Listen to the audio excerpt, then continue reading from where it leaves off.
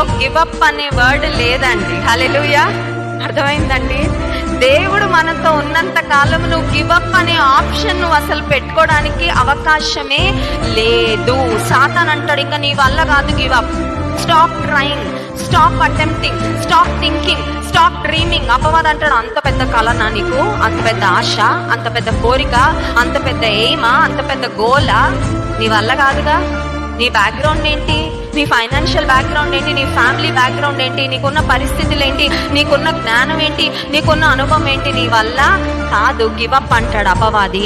కానీ దేవుని బిడ్డలంగా మన జ్ఞాపకం ఉంచుకోవాల్సింది, as long as God is with us, give up is never an option. Hallelujah.